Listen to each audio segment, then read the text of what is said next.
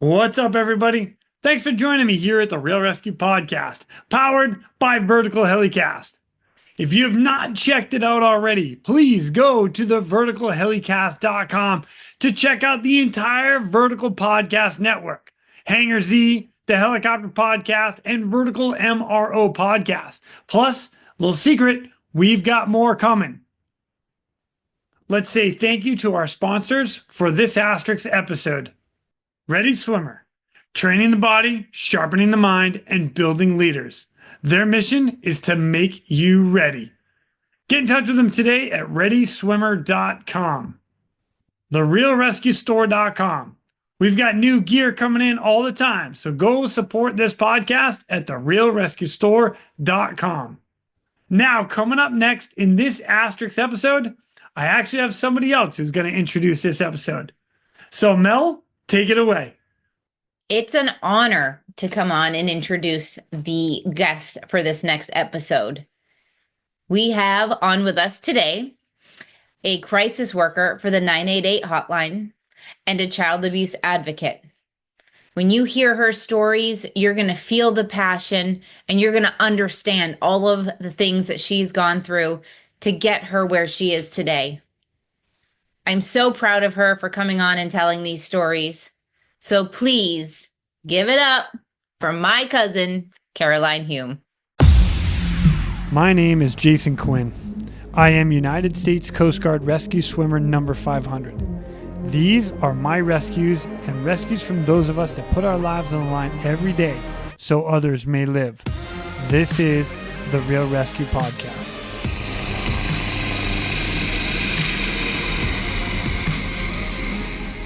Ladies and gentlemen, welcome back to the Real ResQ Podcast. This is a unique experience for me. I'm very excited about our next guest because it's my lovely bride's cousin. It's awesome. Miss Karaline Hume. What's up, Miss Karaline? How are you? Hi, doing good. Happy to be here. Awesome. My so you're my first, I guess, in-law family to join me. Just so you know, I guess so. That's kind of a big deal. Like, Mel's been on here a couple of times. Like, now we're dropping into the family, and I love it. I guess that makes me kind of special. Yes, absolutely it does. What are you talking about? It's all exciting. So, Karaline, the reason you are here is because you're one of the, you're a crisis worker by trade. And what does that mean, though? That means you answer the 988 calls and chats. You also are an advocate for children for child abuse and neglect. You go to court, you support that. You're one of the people that are backing those that are having a hard time up. Is that pretty good? Pretty accurate? Yeah, that's right. I definitely am a voice and trying to get my voice out anywhere I can. I love it. And I love the fact that you're helping those in need. And you know what? I'm going to throw this out there. This whole conversation started this past summer. We're on the lake. We're hanging out. We're having I don't think the campfire was starting quite yet, but I think it was coming.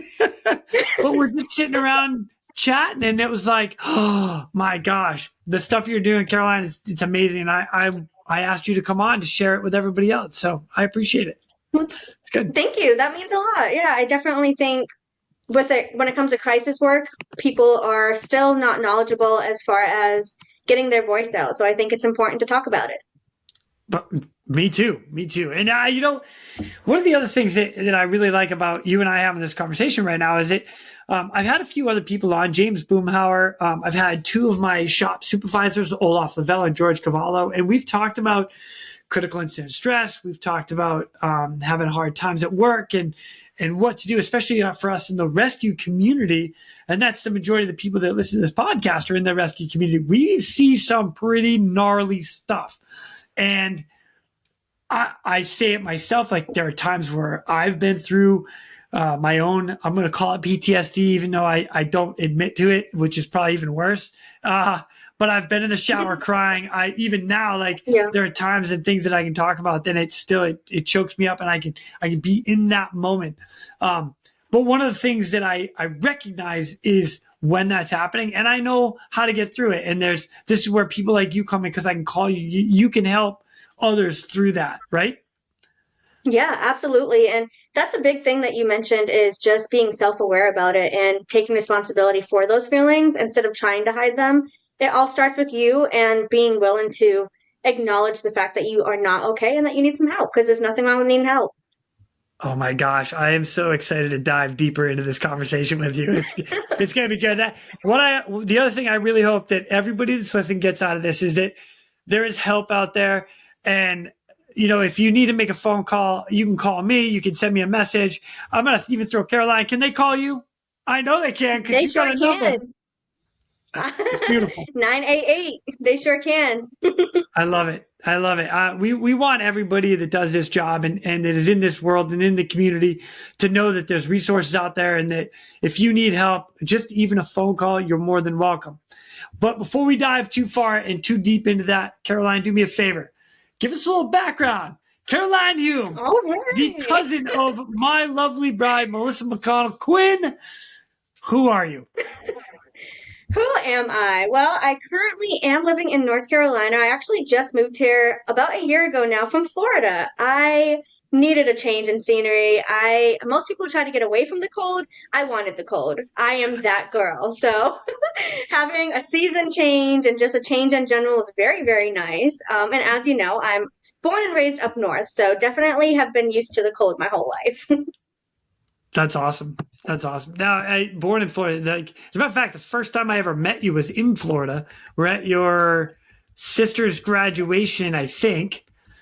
I think that's what it was. A long time ago, back then. It was a long time ago. Oh my gosh. Yeah, super long time ago. It was super fun. We had a good time. Yeah. It was a blast. Who knew that you would be on a podcast many years later talking to me? Exactly. That's what I'm saying. Who knew this little girl would be saving lives out here? I know, right? I love it. All right. So now you're in the mental health field. How did you get into that? Yeah. So I would definitely say it was my own mental health challenges that led me to where I am today. As I was going through my healing journey, at the end of that journey, I just realized I don't want to feel like this anymore. And I'd like to help other people not feel like this as well. And so I kind of have taken everything that I went through and the tools that I used to really heal myself to now help other people and help them have that strength to get help. Because as someone who was in that dark hole, I know how hard it is to get out of it. And so it was definitely my mental health journey that helped me realize that my passion is crisis work and to be able to really help people. Oh, that's pretty cool. I'm going to dive a little deeper into that. Can you expand even like before then? Do you remember when you were happy? And do you remember the downfall and that pivotal moment, like where it was starting to get, I'm going to call it dark. You call it dark. I'm going to call it the dark place.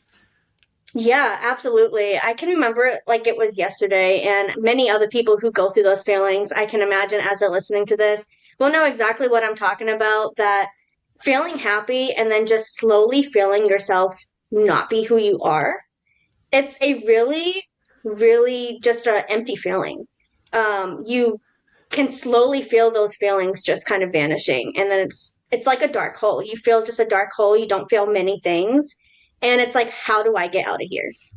Like, what's next? And so myself and, my family was as supportive as they could be. But as you're going through that dark hole, you need to be knowledgeable on how to help someone and what signs to look out for.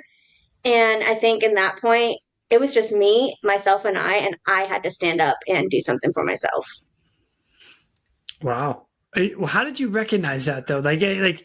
Because I mean, there's a lot of us and myself included. Like I didn't know that I was having I didn't know. I thought it was just like power for the course. Like, oh, what's wrong with me? And it'll be okay. I'll get through this. Like what was the trigger for you that says, I need a little something. I need a boost. I need to get out of it and I need to help people. Yeah, I heard that for sure. I will say, kind of going back on what you said, when you're going through something like that and you've never experienced it before, it's kind of like, okay, is this the norm? Like, is this how I'm supposed to feel? But then you realize, okay, I'm not liking things that I used to enjoy. And now I'm getting to the point, because I didn't know, that the little things that were happening as far as not wanting to do the things I enjoyed anymore, not wanting to go hang out with people that I really enjoyed their company. Those little things I didn't realize were symptoms the whole entire time until I reached that end tunnel to where I genuinely did not feel like I had a purpose to live. I just felt like, what's the point in being here? Even though I knew I had people who loved me and I knew I had support, I unfortunately reached that end tunnel too late because I did not recognize those symptoms I was going through was actually me falling into a deep depression. Wow. Wow. Okay. I'm going to expand a little further on that a little later.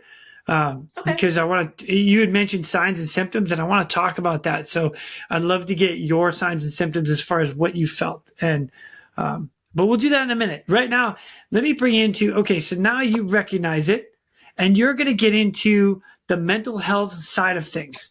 So what brought you into, or how, you take phone calls and text messages from people that are in crisis. 988 is the number to call. And if you're a veteran, it's 988, hit number 1 right after that. Press 1. Yep, that's right. So how did you get into that? Like, what? I didn't even, like, I knew it was there, but I don't know anybody that's ever worked there minus you. You're one of the people that takes calls. How did that happen? So I will say, after I was going through my healing journey, I ended up volunteering on the Crisis text line, which is somewhere that you can volunteer. It's a part of 988, but it's not directly 988. I always knew I wanted to help people no matter what that looked like. But once I started volunteering for the Crisis text line, I knew I had found my calling. I instantly found a spark in me, just kind of using the tools that I've learned to help people. And so I told myself that very first day that I started volunteering there, I was like, this is what I'm going to be doing the rest of my life.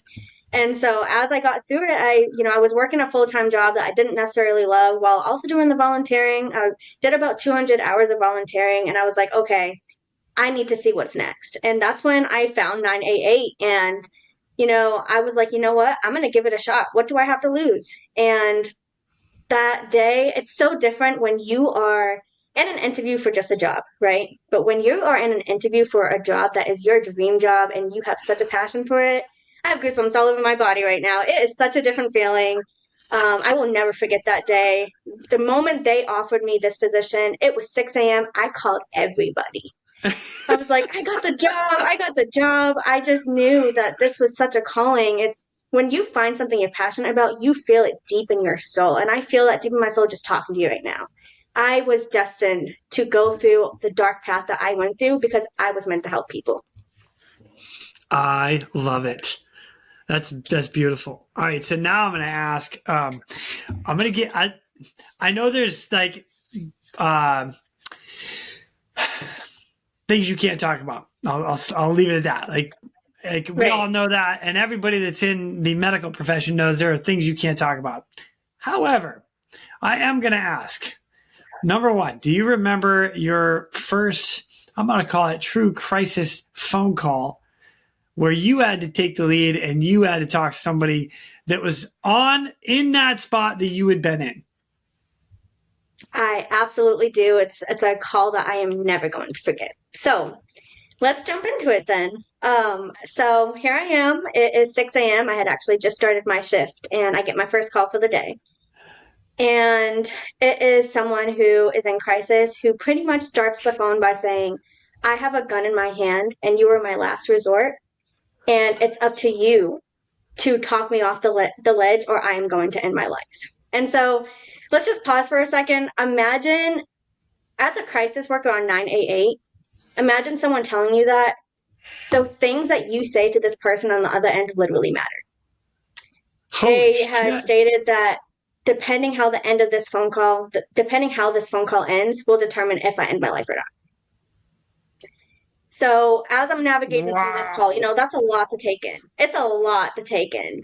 Wow. And as a crisis worker on 988, especially on the hotline when you're taking an actual phone call, of course, part of you wants to freeze and think, oh my gosh, what do I say to this? But you have to remember that this is not about you, it's about them. So something that I've learned as a 988 crisis worker is you have to put yourself in their shoes, especially if you've gone through the healing like I have, putting yourself in their shoes and thinking, okay, what would I do next? So as you're navigating through that call and you are literally the reason why this person is alive right in this moment, it's hard. But I will say, and you can ask any questions about this call, but I did talk to this person for 3 hours straight. That's one thing about 9AA is we will talk with you as long as you need. And so I talked to this person for 3 hours straight, enough to where by the end of the phone call, he was crying, saying, I don't know how you did it, but I'm going to keep living today. Goosebumps on my whole body. I will never forget that moment. And that, again, was the reason why I do this type of work, for things like that. Wow. Yeah. Holy shit.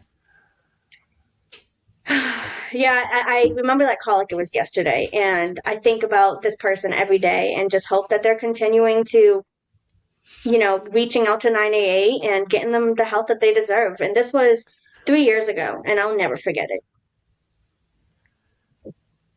All right, so there's something I say on this podcast all the time, and I don't know if you've heard me say it, but those in distress are praying for a miracle. They get us. He got you that day. Yeah. Wow. Yeah, and I'm thankful I could be the one to be there for him that day. And just hearing the way he said, because of you, I'm not going to end my life today. People don't realize how much strength it has, how much strength it takes just to reach out, just to pick up the phone and call, even though it's just 3 digits, just calling to talk about something so vulnerable. It takes a lot of strength to do that. Yeah. Man, that's deep. That's deep. Yeah. Karaline, I was not expecting that. Yeah. Yeah, it's a lot. And just navigating through that phone call with them. You're there with them every single second of the way. Most people do reach out because they don't have a listening ear. They don't have that person to just listen to them and just allow them to let it out and really listen to them and really see them. And to be able to do that over the phone, it does take a very special skill to be able to do that. You're not seeing them in person, but you're giving them, they feel your energy. You're giving them that listening ear so that they can really just feel heard for a couple minutes. Or 3 hours, if that's what they need. Or 3 hours. Oh my gosh. Is there another one that stands out to you? Yeah, I definitely have a couple ones. There's definitely another one that I could mention because I believe this one was also about my first week on the job. Oh pretty my early gosh. in the morning as well. Man, guns blazing coming in. They just friggin' dropped it on you. It was like, Karaline, let's go. Yeah, pretty much. But pretty much that we had a teenager who called in because unfortunately we do have some pretty young people who call into 988. And there was a girl and her friend. And this friend texted in for the girl who was in crisis, pretty much stating, we're in the woods. My friend has a gun. I'm really scared. I don't know what to do. She's saying she's going to end her life. And, I'm there jumping right in, kind of not only trying to see how safe her friend is with the gun, but also, checking in on the person who's actually calling for their friend, because that's a lot to go through and a lot to see someone go through. I'm talking to this girl and all of a sudden I hear gunshots. And I instantly jump on it. And the friend is screaming and she's like, my friend just shot herself. Please help. And then the phone disconnects. Oh my God. Let me tell you that this is what people don't realize about 988 is how hard the other person on the other end will go through to make sure that we find this person. So here I am finding every ounce of information I can based off this one phone call, calling tons of different police stations, calling this person back, staying on the line with police until they can get any ounce of information. I was on the phone with the police for 5 hours. The end result, they found this person. We don't always get to hear the outcomes, but with situations like this, they will call us and tell us if they found them. So I was able to call this person back after the phone had disconnected, and she was in the woods. This was a young girl who had no clue where she was. Her friend had already shot herself, and so it was up to me to take any ounce of information I could to try to find this person. And again, when it comes to 988, if someone disconnects and they've shot themselves or they've already taken pills, we won't give up. We will go through every single ounce of effort that we can until that person is found. We will do everything we can. Which kind of brings me into one more story, if you're open to hearing it. Absolutely. The floor is yours. So someone calls in and they've stated that they took 20 pills. They stated that they did it with intent to end their life and that they are feeling really dizzy and they feel like they're going to pass out. As I'm talking to this person and just kind of exploring, why did you take the pills? Is anyone home with you? What's going on? I can hear their voice slowly drifting away. It got to the point where I had to talk with them in a way where, if you can hear me, just make any type of noise. Because thankfully, with his phone call, we were able to track an IP address. And so I was not only talking to this person on the phone, but then I was also on the other line talking to the police at the same time, multitasking, trying to get this person help. And so it got to that point where I was like, hey, if you can hear me, police is on the way, just make a noise. And where he would just mumble because you could hear his voice slowly drifting away. And one thing that is something that I will never forget is this boy telling me that his parents are asleep in the other room and he wanted me to be the last voice he heard because he did not feel like he had the support that he needed. I was able to also get the police to him. You know, these are victory stories. You're being on the other line and you're there with them every step of the way, which brings me into another topic that I know we'll talk about at some point as far as signs and symptoms, because the parents were sleeping when this little boy had taken all of these pills. And there's so many things out there that people don't know what to look out for. If they had just known the symptoms of what their son was feeling, potentially he wouldn't have taken those pills. And so I think it's very important to make people knowledgeable that 988 is huge and we do so much. I would say many people do think that we're AI and that we're not a real human on the other end. But just kind of bringing that out there is we are a real human on the other end who genuinely deeply cares about what they're going through. Most people who are in this type of work have been through their own mental health struggles to where we can really help them. Karaline, holy smoke. You know what? Are you able to make like calls and talk to people about stuff that you hear and you go through like that? So I will say, yes, like we have support and the supervisors at 988, if we have a really rough call like that, they will make sure to debrief with us, check in on us, make sure we're okay. They deeply care about mental health in general. And so they will say, go take the day, make sure you're taking care of you, because everyone knows you can't pour from an empty cup. You have to make sure that you're taking care of yourself in order to really take care of other people. And that's just a true lesson that many people don't realize, unfortunately, until it gets to that point of burnout. And so, yes, we do ensure that we're all taking care of ourselves mentally. Man, that's awesome. Holy smoke. Oh, Karaline, I did not expect those. I really didn't. Yeah, it's a lot to take in and a lot that people don't realize about when it comes to 988. Well, just even the phone calls that you have to take because of, there are people out there that have a hard time and things don't get better, which is understandable. And again, I got to circle back to the rescue community because that's my world right now, but Absolutely. We see some dark stuff. That's why we have a really dark humor and we can laugh at some really, really inappropriate jokes, but they are very funny, especially to us. We're going to divert real quick to thank our sponsors. Attention all rescue professionals and tactical athletes. Ready Swimmer and the Real ResQ have teamed up to bring you the ultimate solution in tactical athlete training. Developed by military rescue professionals, our team boasts over 60 years of combined experience. Elevate your performance both physically and mentally with our individualized programming. Contact us at readyswimmer.com or through therealresq.com and unlock your full tactical athlete potential. The question is, are you ready? And therealresqstore.com, your shop for all your podcast-worthy gear. From comfortable shirts to cozy mugs, we've got everything to showcase your love for your favorite podcast. So what are you waiting for? Head to therealresqstore.com and let your gear do the talking. But knowing that we can make a phone call to you, and this is anybody, they can make a phone call to you. Is there anything that sticks out to you that you have, like, that you can say? And I wrote this question down because I wanted to make sure that I asked it in a way of just to be, not to put like a specific to it, right? But like, are there things that you can tell people like, all right, this is what I would say, or is it that literally that individual phone call with that person and that's your connection? You know what I'm saying? Do you understand the question? So yeah, I definitely think I understand what you're saying. It sounds like you're potentially wondering how we navigate those calls. If there's a specific thing we say to people. Yes.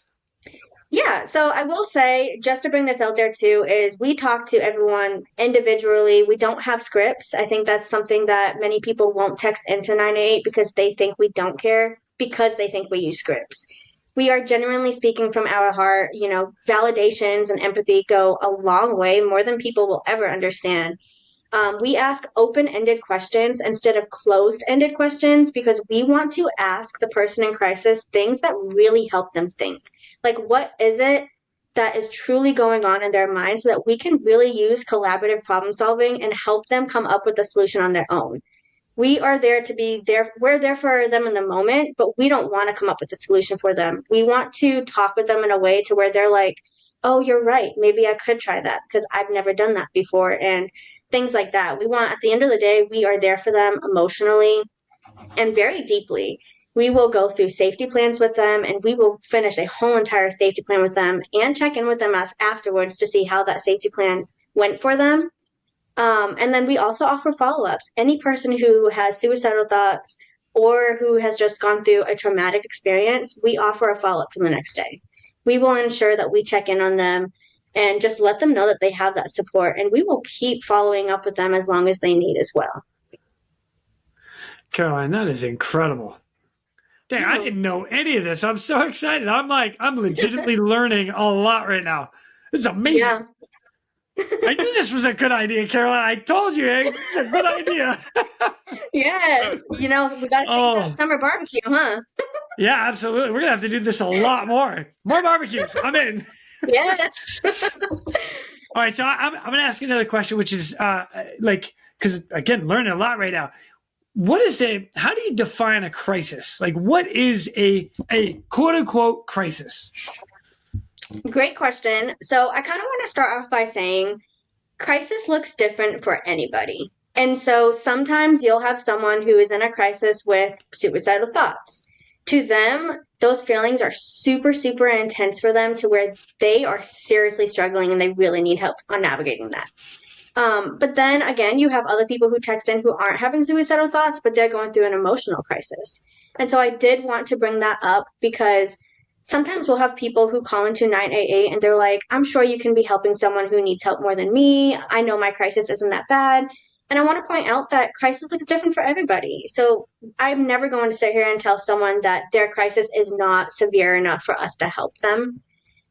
Many people, again, with the stigma in mental health, they think that their crisis isn't enough. Like, oh, I'm just emotionally going through it, so I don't deserve that help. And so that's one thing that will stop them from reaching out, is because people think their crisis isn't enough. So to me, what's considered a crisis is something to where you can intensely feel it in your mind and your body, physical even. Something to where it feels overwhelmingly a lot in your brain, to where you are just having a hard time knowing how to navigate that next. Because again, crisis will always look different for everybody, but that does not mean that their crisis is not a crisis, if that makes sense. It does. It does to me. I'll say that. So, all right, that matters. Yeah, it does. I think it matters. I mean, this conversation is for you and I. Everybody else just gets to enjoy it. This is great. Yeah. Okay, so now let's get into because that feeling in your mind and in your body, that's a sign and symptom as well. So can we get into a little more of signs and symptoms where, okay, I'm gonna bring us back. Let's bring it to you and I, right? When I got done my rescue, the biggest one I've ever done, I remember standing in the shower crying. And I remember specifically thinking, what is wrong with me right now? They have nothing to be crying over. And now I know. Like I understand where the emotion came from, and I understand that. So now I'm going to bring it to you. You were in that happy place, and you slowly went down into a dark place where things that were happy were not happy, right? What are signs and symptoms that you can explain of these are things you are probably feeling and physically, mentally, and this is where, hey, this is it. Yeah, absolutely. There's definitely a lot of signs and symptoms out there that many people don't realize is even a symptom. So let's definitely dive into that. I will say, let's start with physical symptoms, right? I notice I scratch my skin a lot when I'm feeling super anxious or when I'm going through it mentally. My hands are sweating. I start repeating myself a lot and even potentially stuttering. It's like those little things that because we see ourselves every day, we don't realize those are little symptoms that are showing us that you're potentially reaching that max level of mental health struggles.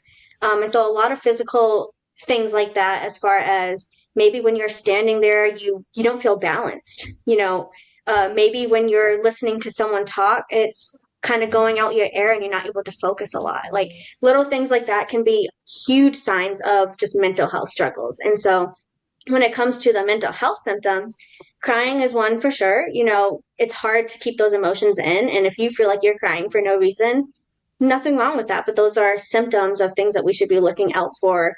And again, the not enjoying things that you used to enjoy. That's a huge one. There's a reason why your brain is disconnecting from the things that once brought you joy. And I think it's important to not put that on the back burner and really pay attention to those little things.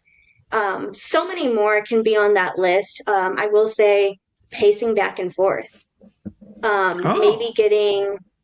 Maybe potentially being more vulnerable than normal, or not even that, maybe more anger.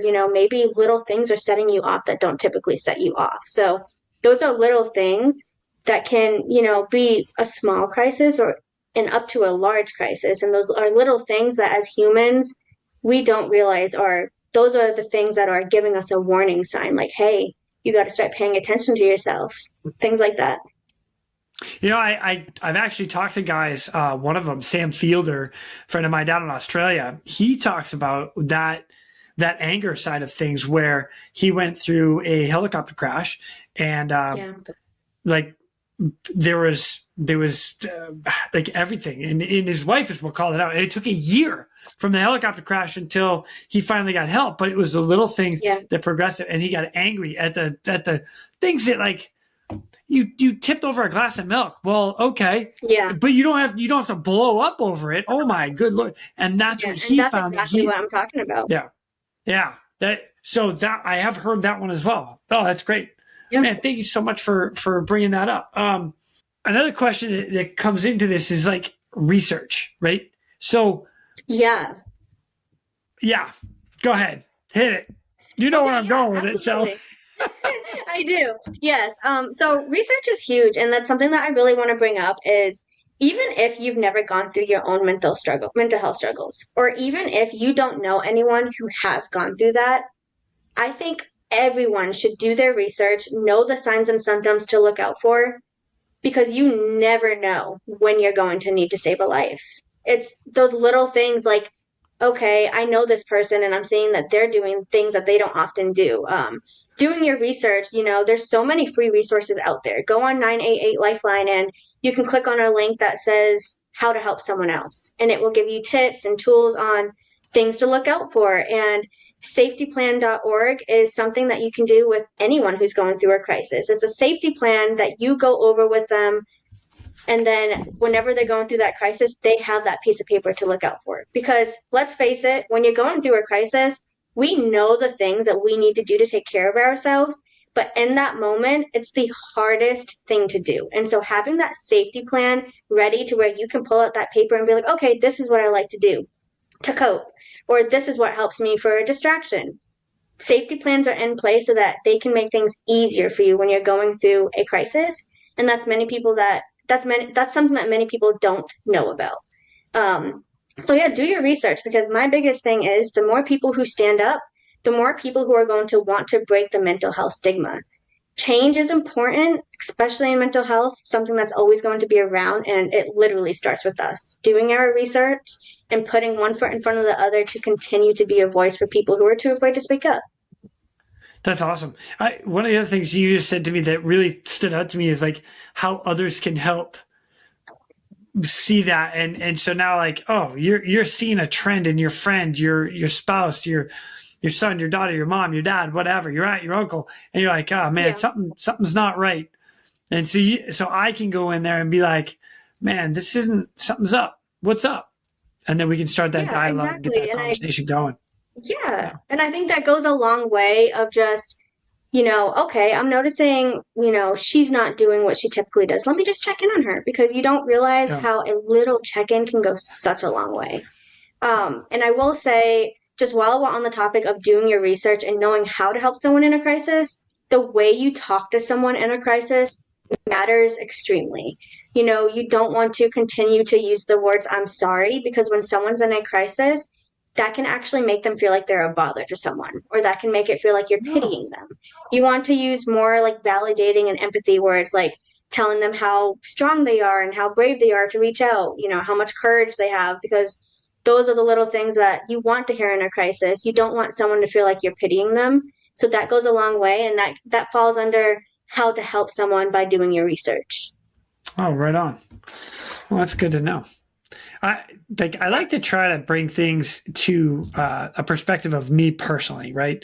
And the reason I like to do that is because I have a hard time being like, well, they do this, or like I get it. I hear stories all the time, but it's that like I never knew I had to reach out to somebody, and I almost wish I had, again, been, I'll call it brave, or had the courage to reach out and to say, man, something's not right. But I don't, like, that was never going to happen for me. And I can't explain why. And even now, it would be difficult, or I would battle for a little while before I said, okay, I need a little help. Like, this isn't sitting well with me. So can you relate to that? Or is there stuff that you can mirror into that? Yeah, I can actually relate to that a lot. I will say, again, with like the stigma in mental health, I feel like many people don't reach out, or potentially have like a blockage in their mind that's not letting them reach out, because many people have the suck it up mentality, or many people have been told that, if you reach out, you're weak. And that's not a good feeling. And so instead of us reaching out, we hide those feelings and we let them kind of bundle up into a huge ball to where finally, like, you explode. And so I do think that's a lot of the reason why people won't reach out to get help, is because they don't want someone to look at them the wrong way. And that all of this that we're talking about, as far as people not wanting to reach out because of them not wanting to feel weak, or them feeling like they're going to be judged, it all goes back to being a voice and standing up, because the more people who stand up and show that it's okay to struggle, we are human, the more people are going to want to speak out and say, hey, I'm struggling too. It's that stigma that people are shown that if you reach out, you're weak, or if you reach out, that means you're struggling, and we're going to start pitying you. There's so much more that goes into it, but it all starts with one person standing up and saying, hey, give me your hand. Let me help you through this. It's not bad to want help. You are not a bad person to be struggling.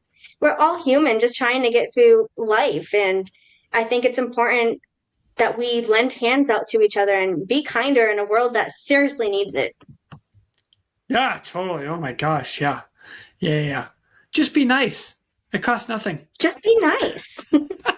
Nothing wrong, nothing bad ever happened with just being nice. Yeah, no, I don't think so. I'd be like, hey, how you doing? Right? Joey from Friends did it right. How you doing? Yes. I got to throw out my dad. My dad says it all the time. He'll be like, hey, if you see somebody not smiling today, give them one of yours. I'm like, oh, I like that. Absolutely. I like that. It's good. Oh, that's good. Yeah, that whole suck it up mentality, I think that's the majority of those of us in the rescue field, those of us that do this. I'll throw a lot of veterans out there. Like, it's that tough guy mentality of like, I don't need help. And it would be just amazing if you could put that down, put that wall down for 1 second, be like, hey, is this normal? Actually, you know what? This is a great segue into this. Ask somebody if you're feeling like, man, I'm struggling. Just ask, bro, is this normal? Like, this is how I'm feeling right now. Like, and I just want to, Yeah. Is that normal? And then somebody can, they can be like, yo, I know what's going on, man. I've been there. I've done that. Exactly. I've felt that. I don't think I've ever said that on this podcast. That's good. No, well, I highly agree with you. Like, just speaking out loud, like, even if you're just in a room and you're asking yourself, is this normal? Take it on a piece of paper, write down pros and cons of what's going on in your mind right now. Weigh it out, go to someone, anyone. There's so many resources out there as far as like support groups too, even if you're not ready to speak out, go to a support group and listen to other people's stories, because their story might be the reason why they're ready to open up. There's so many different things when it comes to mental health that people are still not aware about. Oh, I like it. Karaline, I like this a lot. If you don't mind, I'd like to circle back a little bit more into your own journey. And do you mind expanding on that a little further? And the reason I ask that is because we're going to close this out here shortly. But what I want people to understand and know that is, no matter the journey and where you're at, I'm happy now, I could be sad later, or you're in that place now where you're like, I don't know why I feel like this, but I don't feel myself and I'm not happy. What's the rest of your story and how did you get out of it? Yeah, that's a great question, and everything that we've talked about, I can definitely relate to it. I will say, just kind of going back and bringing myself to that one happy place that I was at years ago. I felt like I was just this normal teenager. I was happy. I was going to school. I have great family, great friends, and out of nowhere, again, like, I could just feel myself not enjoying things as much. But I also did not have the right tools and knowledge, again, to know that what I was going through was not okay. And so, kind of like just putting myself back in those shoes, I will never forget just feeling like I was ready to just not be here anymore. Even though I knew so many people did care about me, that didn't matter, because when you're going through a deep hole, yes, we know that we have people that love us, and we know that there's so many other things that we would be missing. But when you're in that deep hole, none of that matters. It's a lot for that person to handle. It's exhausting mentally and physically, and it's literally just not even one day at a time. It's us trying to put our foot 1 second at a time and just trying to get through the day. It's hard. And so I remember, let's just, on the topic of mental health, talk about my first suicide attempt. I had planned it in my head, and that's how deep in it I was. I said, I am going to have dinner with my family, and then I am going to go into my room and I am going to end my life. I said, I love you to my family. I said goodnight. And because I was so good at hiding it, not only that, because I did not know what I was going through was that deep, my family didn't know anything was wrong with me until it reached that point. And so, again, this is just kind of like a reminder that it does not matter if you've never been through these struggles. Please do your research, because you do not know how far that research can go. I went through a really, really rough time, and the way I try to live my life now is, I try not to complain as much, and I try to live a really great life now, because yes, there's always going to be struggles. I mean, it's life. Obstacles are always going to come up, but there's a chance I would not be here right now. And now, instead of my attempt not working, I'm here trying to let people know that it's okay to struggle. It's okay to ask for help. Let's just all stand up together, one foot at a time, and see who we can save. Because, again, I know what it's like to be in that dark hole, and I know how hard it is to get out of it. But I want people to realize that there is light at the other side. They just need to lean on those right people and find those right resources. Right on. Karaline, that's amazing. I'm happy that it all worked out, because you are here with us now, and I'm loving it. I am, and I'm loving life, and I want to keep being a voice for people. Yeah. Light it up. I'd like to I'd like to talk about a couple resources that are out there that you recommend. Again, you work for 988, that number, that crisis hotline number, and that's in America, by the way. I can't speak for other nations or other countries unless you know off the top of your head if there's another number in other countries or areas. Not on the top of my head, but again, through research, there definitely is resources everywhere. And so that's something that, they don't have to worry about. There will always be a number that they can text or call. All right. So this 988 for in the U.S. and plus, or the number one after that is a Veterans Crisis Line. If you're in a different country and you're feeling this, do the research. Like Karaline's saying, just make the phone call, get online. Just Google some stuff. All right. So it'll be good. But absolutely. Are there other resources that you would recommend?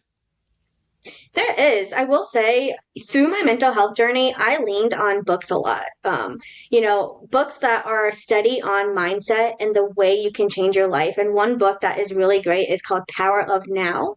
It's by Eckhart Tolle, and it is a book that really helps you think differently. He wrote this book to really try to help you understand that if you think this way, this is what can happen. And he kind of also gives you the outcomes of what that looks like. Definitely a very good, knowledgeable book. And there's a lot of other books out there as far as mental health and, a lot of books that will kind of put you in someone else's shoes. It will kind of show you where someone once hit rock bottom and every single step they took to get there. And so that's why I think books like that can be really helpful. And so another resource that kind of goes with that book that I found as I was reading it is CIMHS, which is Center of Interaction Mental Health Solutions. Nice. A big selling point here is it's free, which is huge because when it comes to mental health, a lot of reason why someone can't reach out or can't get help is because of the financial side of things. That just brings things into reality. And so with CIMHS, their goal is to make mental health services more accessible to people. Most of what they provide is, again, free. And so they aim to bridge gaps in traditional mental health by providing resources for not only the patients, but for professionals as well. Because as a professional mental health counselor, some things that work for other people might not work for the other person. And so that's something that you have to take into consideration. So with CIMHS, their overall mission is to create a more connective and responsive mental health ecosystem. And so I think that is a very, very helpful resource to recommend. Beautiful.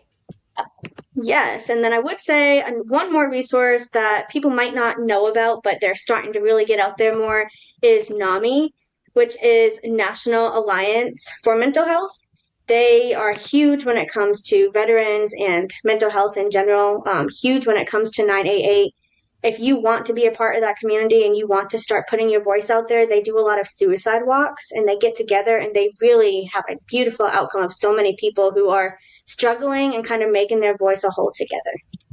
Oh, very cool. Very cool. Well, thank you for those. And if you don't mind, I'm going to throw out a couple of my own that I really like to embrace. And one of them is by James Boomhauer and his Fit for Duty.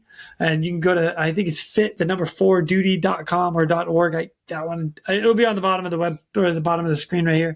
But yeah, Fit4 Duty. The other one, Operation Restored Warrior. I have been to that myself. It is more for veterans, but let me tell you, it's a game changer. So if you're feeling like things aren't working the way they're supposed to, like everything we've been talking about, reach out, Operation Restored Warrior. And then the last one, the Step Up Foundation. And I say that one because I do an annual workout every year. It's called the Chad 1000X. It's 1,000 step ups on a 20-inch box. And it's to bring awareness for veterans and the suicide awareness. But, there are people that are out there. Karaline, you are one of them. And it's a phone call away to help those in need. So it is a phone call away, and I really appreciate you taking the time to speak with me about everything today. Oh, of course. Oh, I'm not quite done with you. I got one more question. One more. Okay. Right? So my last question, Karaline, to you is, all your stuff. You said you've been doing this for a couple of years. You shared just 3 stories of phone calls that you dealt with. How how can people get into this to do what you do to help those? And do you have any additional advice for everybody in your situation, or it's something that you've been through? That's a great question. So let's start with as far as how people can get into this type of work. Personally, as someone who, again, has had her own mental health struggles, I did really take the time to ensure that I am going to be able to handle this type of work. You definitely have to prepare your mindset, and you have to know that you are going to save so many lives, but there's going to be some people who you aren't able to help. I just want people to know that when you are in the other shoes of a 988 crisis worker, you're helping them no matter what, just by giving them a listening ear and making them feel less alone in that moment.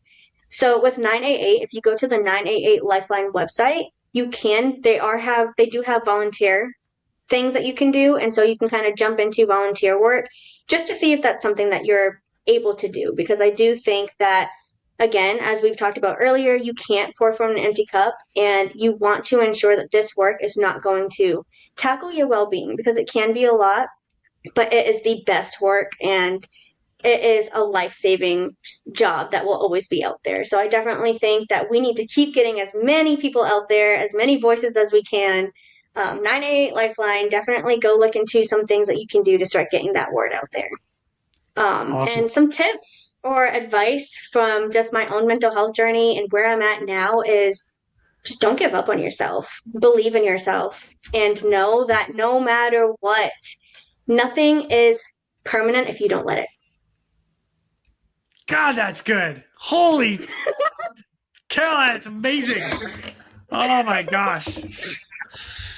That is a fantastic way to end this. Karaline, thank you so much for coming on and sharing what you're doing. Just some of the stories, a glimpse into your world for a hot minute, helping those in need. Oh my gosh, I love it. We are going to do so many more barbecues together because the ideas are rolling. All right. I can't wait. I look forward to them.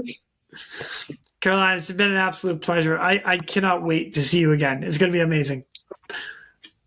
Thank you for having me. You're very welcome. And with that, ladies and gentlemen, we are out of here. Go.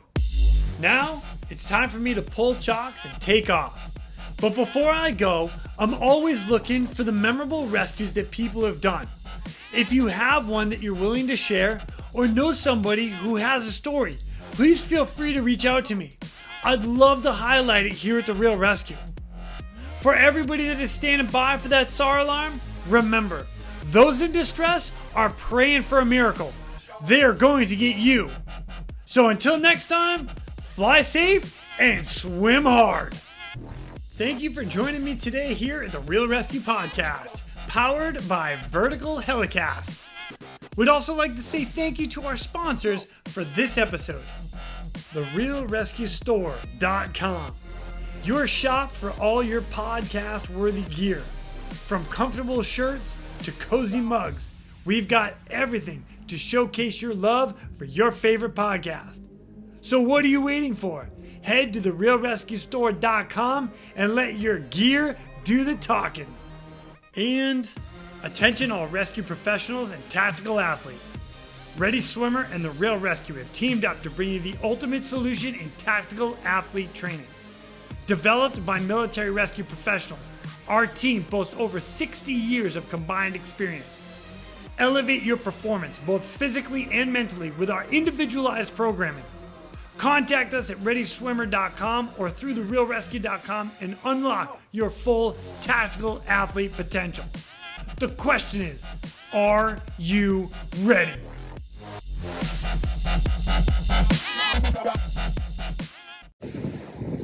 All right, we got the dogs up in the trees or up in the bush, searching for something. Jumping around. What are they looking for? I don't even know. I don't know. I'm trying to find something up there. Come on, boys. Get it. Get it. What is it? What is it? What is it? Go get it. Go get it. Whatever it is, get it. You can do it. You can do it. Come on. Find it. Find it. What is it, boys? What is it? Come on. They're on a search. They're on a search. They're on a search. Kind of funny.